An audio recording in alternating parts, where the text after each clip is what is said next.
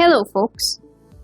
Today we are going to understand a learning journey that involves creating and designing solutions that are human-centered. We are going to learn about design thinking. Let's first find out the learning outcome of this video. That is, in this video, you will learn about what is design thinking, what is the process of design thinking, stages of design thinking, how to put design thinking to use, template for design thinking process, what is prototyping, types of prototypes, what is intellectual property rights, and what are the types of intellectual property rights. Did you know some of the world's leading brands such as IBM, Apple, Google, Samsung, and GE have rapidly adopted the design thinking approach? And design thinking is being taught at leading universities around the world, including D School, Stanford, Harvard, and MIT. We will now share with you some interesting details about what is design thinking and the stages involved in it.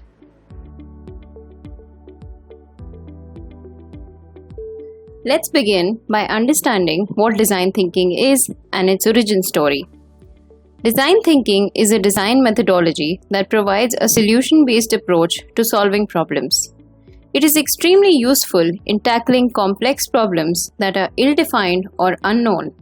By understanding the human needs involved, by reframing the problem in a human-centric way, by creating many ideas in brainstorming sessions, and by adopting a hands-on approach in prototyping and testing. Origin. In the 1970s, computer scientist and Nobel Prize laureate Herbert A. Simon was the first to mention design as a science or way of thinking in his 1969 book, Sciences of the Artificial. Cognitive scientist and Nobel Prize laureate for economics, Herbert Simon has contributed many ideas that are now regarded as tenets of design thinking in the 1970s. So now let's see what is the process of design thinking. The design thinking process can be divided into 5 key steps: empathize, define, ideate, prototype, and test. When considering the 5 steps of design thinking, it is important to remember that it is not a linear process. Although we talk about the process in terms of sequential steps, it is actually a highly iterative loop. With each phase, you will make new discoveries which may require you to revisit the previous stages. Stages of design thinking. Stage 1. Empathize. The design thinking process starts with empathy. In order to create desirable products and services, you need to understand who your users are and what they need. What are their expectations in relation to the product you're designing? What challenges and pain points do they face within this context? During the empathize phase, you'll spend time observing and engaging with real users, or people who represent your target group, conducting interviews, seeing how they interact with an existing product, and generally paying attention to facial expressions and body language. As the first step in the design thinking process, the empathize phase encourages you to set your assumptions aside. Armed with first-hand insights, you will be able to design with real users in mind. So in this stage, it is imperative to understand what a person facing the problem is going through. Understand the pain points of the person for whom you are designing a solution. Identify what matters to the person by techniques such as observation, interviews, discussion, etc. Design thinkers usually refer to the person facing the problem as the user. Stage 2. Define. In the second stage of the design thinking process, you will define the user's problem that you want to solve. We could even call this hypothesize. Basically, what we are talking about here is defining the problem. What we need to do here is we need to make time and space for the problem to be developed, refined, and reframed. First, you will gather all your findings from the empathize phase and start piecing them together. What common themes and patterns do you observe? What users' needs and challenges constantly come up?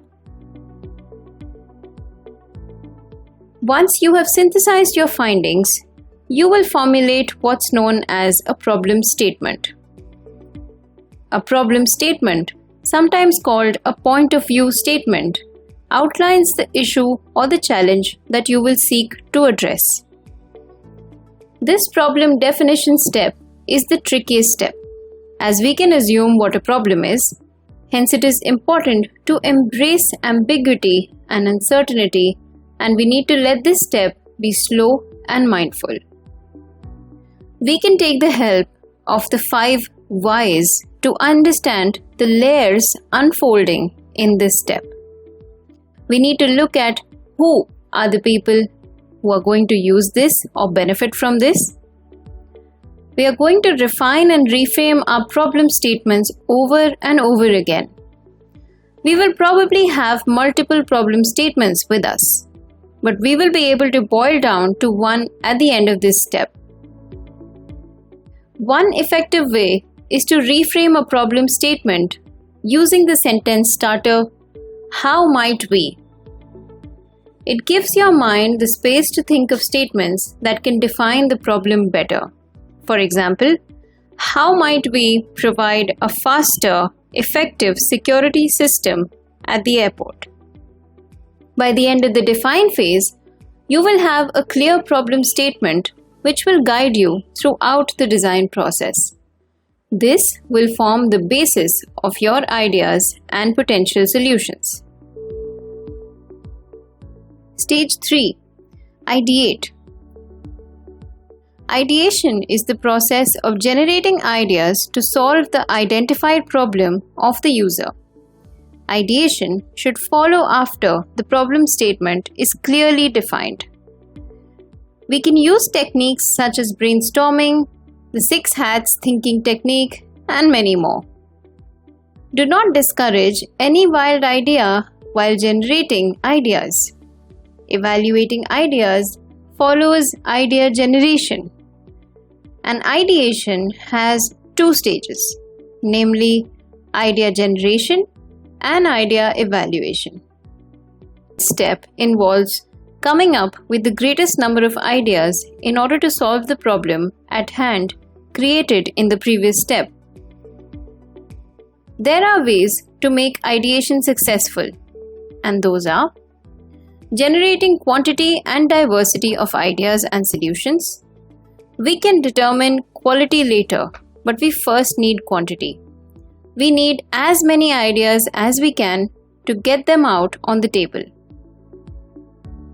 Suspend judgment and get every idea on the table.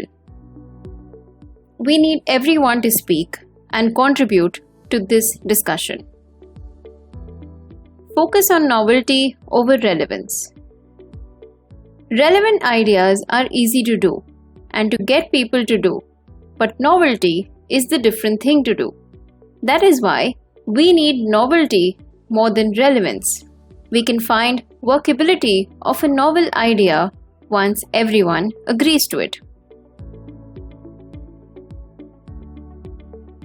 Some of the methods and processes that we use in this stage are mind maps, skits, storyboards, game storms, and involving the users of a solution in this process too. Throughout this stage of the design thinking process, you will continuously refer back to your problem statement. As you prepare to move on to the next phase, you will narrow it down to a few ideas which you will later turn into prototypes to be tested on real users. Stage 4. Prototype. In the 4th stage of the design thinking process, You will turn your ideas from the stage 3 into prototypes. A prototype is essentially a scaled down version of a product or a feature. Prototyping is essentially the stage to give the idea some shape where you build a representation of it. Prototypes can be a sketch, a note, a non-functional model, or even a fully working model. Some ways in which we can show our prototypes are paper prototypes, wireframe, book dummy, animatics, low or high fidelity of mobile applications. We want to inspire people to find out and collect more data on what is working and what is not working. It is also a chance to talk about how does it work? Can we sustain it? One thing that we need to be careful of is that the failure will be a very important element at this stage, as we need to be prepared to trash a complete idea if at all everyone agrees that it is not being able to provide the necessary solution. We need to be comfortable with the failure at this stage in order to be swift to think of something else. And iteration is another thing that will be part of this process. It is multiple attempts, and there might be many versions or variations of a solution, and that process of going back and forth and evolving the solutions is called iteration. The aim of the prototyping stage is to turn your ideas into something tangible, which can be tested on real users. This is crucial in maintaining a user-centric approach, allowing you to gather feedback before you go ahead and develop the whole product. This ensures that the final design actually solves the user's problem and is a delight to use. Stage 5. Test. The fifth step in the design thinking process is dedicated to testing, putting your prototypes in front of real users and seeing how they get on. During the testing phase, you will observe your target users or your representative users as they interact with your prototype. You'll also gather feedback on how your users felt throughout the process. Testing our solutions in the form of prototypes created can help make our solutions fitter for the user. You can test using various methods, like you could screen it, you can launch it on your website or social media, you can print or publish it, and you can release it to the target audience. When conducting a user test on your prototype, it is ideal to utilize a natural setting, that is, the normal environment in which your users would use the prototype. If testing in a natural setting proves difficult, try to get users to perform a task or play a role when testing the prototype. The key is to get users to be using the prototype as they would in real life as much as possible. Testing can be done in simple steps, and each of these steps helps you to evolve your prototype.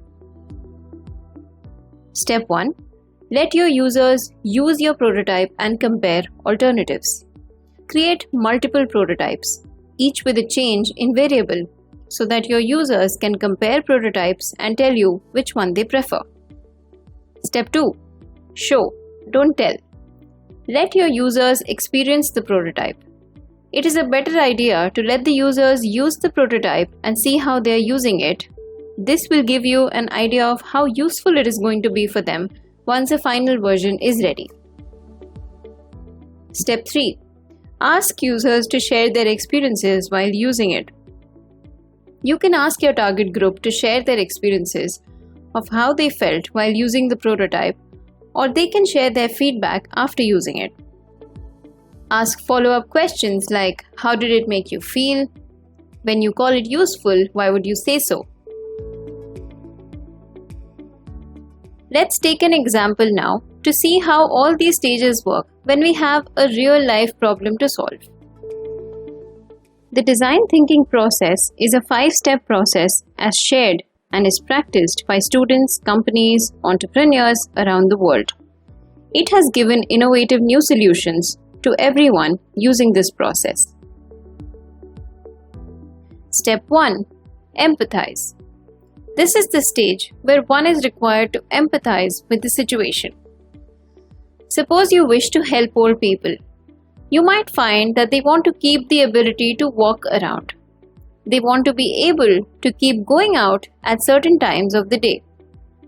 Later, in such an interview with the old people, as you dig deeper, you might find that due to personal reasons, things could have been difficult for them. Repeat this interview with other elderly people too, with the same problem, to find out any more such similarities and occurrences or reasons. Step 2. Define.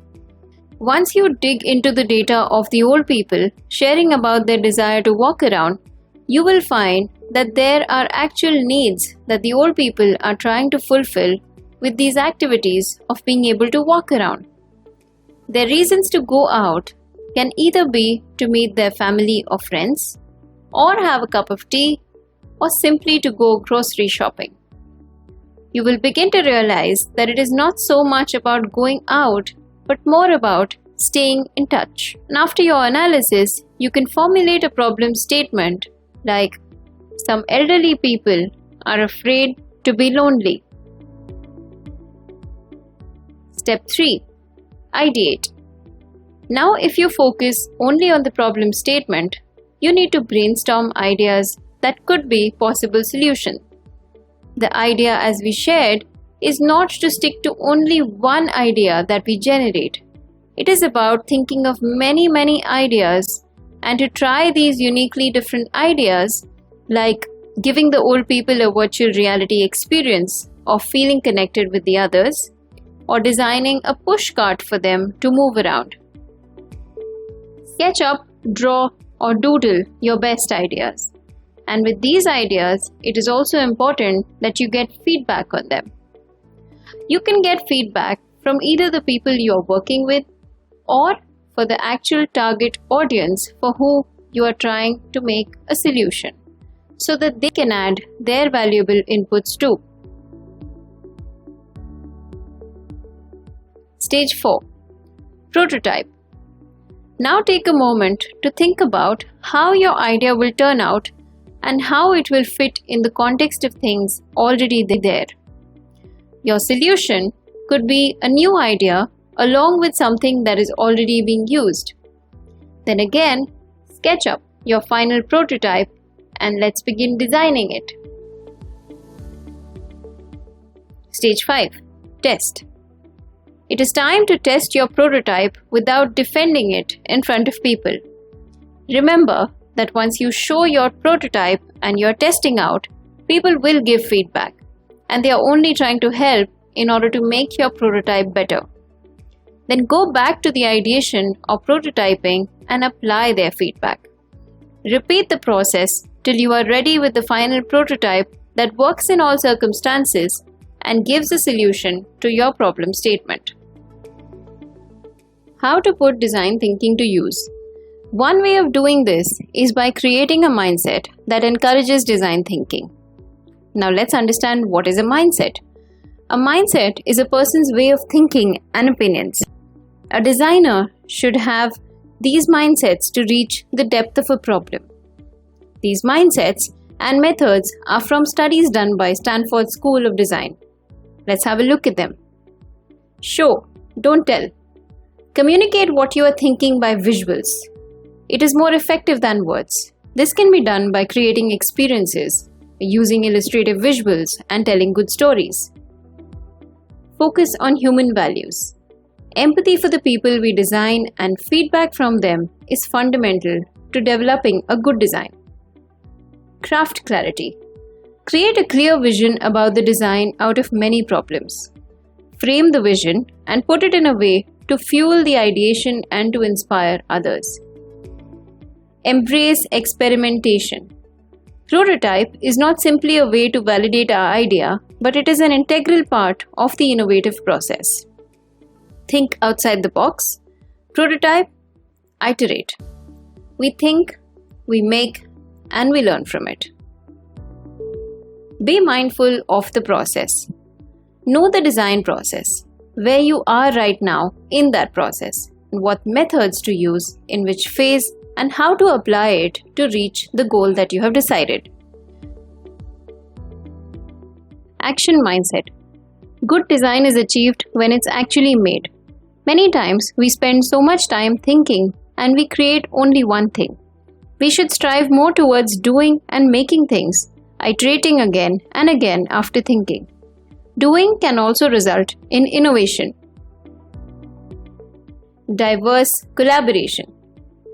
Bringing together designers and innovators from different backgrounds, varied interests, and viewpoints.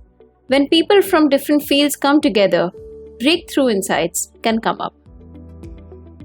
Template for design thinking process. There are various templates that are available to use design thinking and note the development of an idea at each step. We will show you one such template being used using a real problem. Let us watch this scenario to understand the problem in question.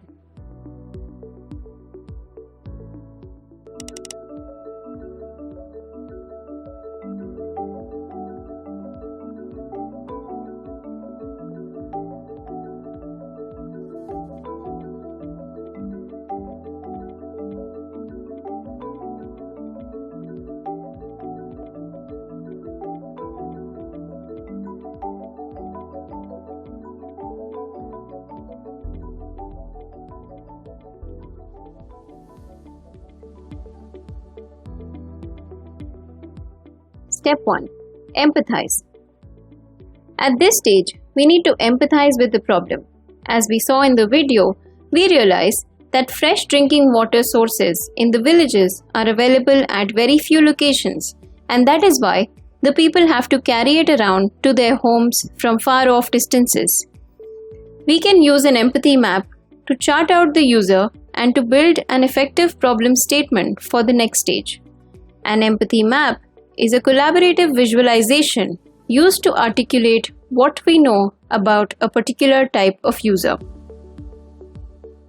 With the current problem in question, our users are the people who are carrying the water from far off places to their homes and facing issues because of that. These users will be the ones to fill the empathy map. As you can see, we have an empathy map that is filled by the user, which states what the user says, what the user does, how they feel, and how they think about this problem. After receiving data from the users, we can study and analyze that there is a common problem that is being faced by a group of users. Then the next stage is to define these users and try to narrow them down to a broad category so that we can cover all of them. Taking the context of the present problem, water transportation is the basic problem, so we can choose water from the categories mentioned on top in the problem, and then we can go on to define the users. The people who are carrying water in villages or rural areas are the ones suffering from physical ailments. Hence, our users can be defined as citizens or people carrying water. Step 2. Define. For this stage, we need to think of a problem statement that can encompass all the analysis and observations from the empathize stage to identify the core problem. As the template says, we write the cause of your problem. We arrive at the root cause with each step guiding or reasoning with the question why.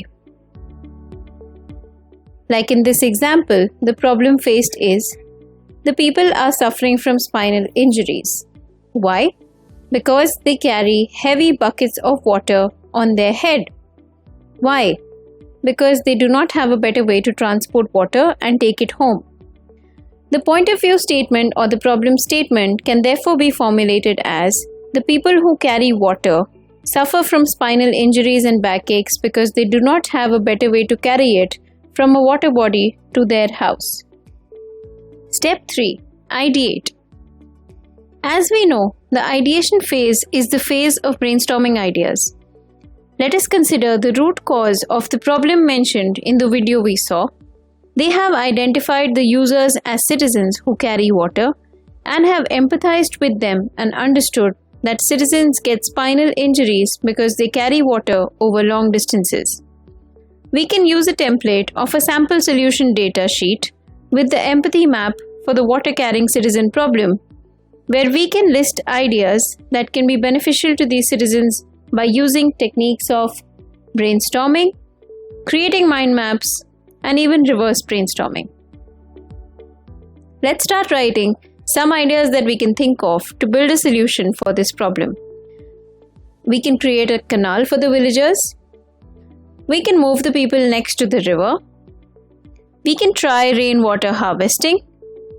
We can create a truck to carry the water. We can even design a cart for them to carry water. All ideas generated must be evaluated using the following parameters: their uniqueness, ease of use, durability, ease of design or construction, and their cost effectiveness. We try and narrow down to one solution which checks all the parameters and can be designed in order to help the people in the most suitable way. Designing a cart for the people carrying the water seems like the best solution as it checks all parameters and is doable. Step 4. Prototyping. Now that we have listed all ideas and evaluated it against the parameters listed in the last step, we have come up with a durable, reliable, and sustainable solution, which is designing a cart for the people to carry water. Since we saw that this design checked all boxes, we can start sketching to build a designing model of how our cart will look like.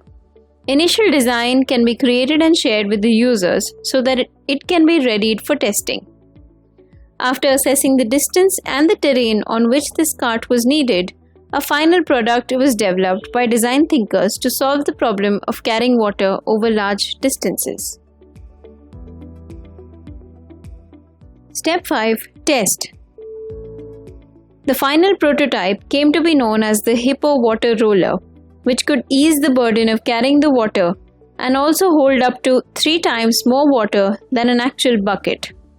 Let's watch a video to see how it looked finally.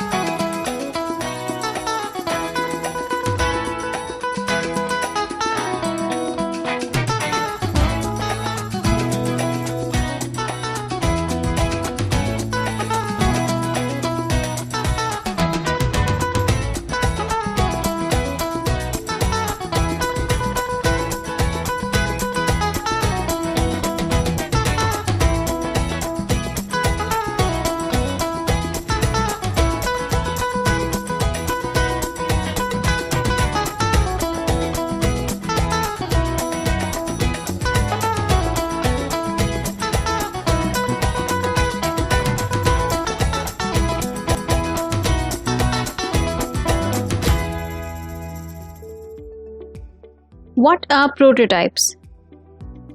A prototype is a simple experimental model of a proposed solution used to test or validate ideas so that if any changes are needed, those can be done before providing a final model. Prototypes do not need to be full products. You can prototype a part of a solution, like a proposed grip handle of a wheelchair, to test that specific part of your solution. Prototypes are usually of 2 types. Low fidelity prototypes. Low fidelity prototypes can be sketches, concept notes, etc. Low fidelity prototypes do not have any functionality and are used to give a physical form to the idea. They are usually cheap and are rough drafts. High fidelity prototypes. High fidelity prototypes are closer to the final solution. They have functionality and allow designers to test the idea in the real world. What are intellectual property rights? Before we discuss this, let us first find out what is considered to be intellectual property. Intellectual property is a type of intangible property, usually a creation of the mind, which cannot be physically seen and touched. A few intellectual properties are listed below: a product of a person's intelligence, hard work, and skill; territorial, which means restricted to each country; an idea that takes actual form as a product or work. Who can create intellectual property rights? Anyone and everyone can create intellectual property rights for anything that they wish to keep legally as their own. Types of intellectual property rights. There are 4 types of intellectual property rights: patents, trademarks, copyright, and design. What is a patent? All inventions begin with an idea. Once the idea becomes an actual product, you can apply to the government for a patent to protect the product so that other people cannot steal your invention and claim it as their idea. A patent lasts for 20 years, after which your invention becomes free for anyone to use. During these 20 years, you can give a license and ask for a fee from those who want to use your inventions. Steps to register a patent. You can follow the steps on your screen to register a patent. Go to www.ipindia.nic.in. This is the website of the Indian Patent Office. It will tell you all about how you can apply for a patent. You need to contact a patent agent, who is an adult who is trained to write your patent application and apply on your behalf to the government.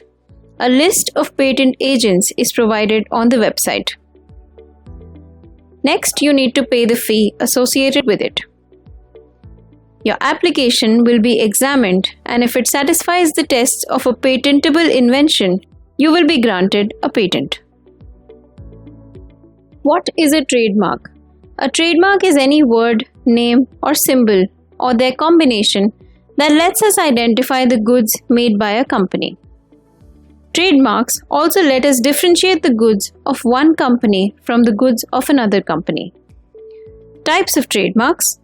There are a few types of things that we can trademark, and those are a logo, for example the Google logo, a service mark, example Vodafone, packaging, example Pepsi bottle, non-traditional, example MGM Lion Roar.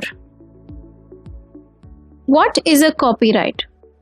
Copyright protects all original literary and artistic works. The works covered by copyright include books, music, paintings, sculpture, films, computer programs, etc. A copyright is a right not to copy. What is a design? A design means the shape, pattern, arrangement of lines or color combination that is applied to any article. It is given to eye-catching features as opposed to function. A license for a design is valid for up to 15 years. Once the validity period is over, everyone can use the design. Is there a criteria to follow for a design to be registered? Yes, there is a criteria that needs to be followed for the design to be registered. The design should be new or original, not previously published or used in any country.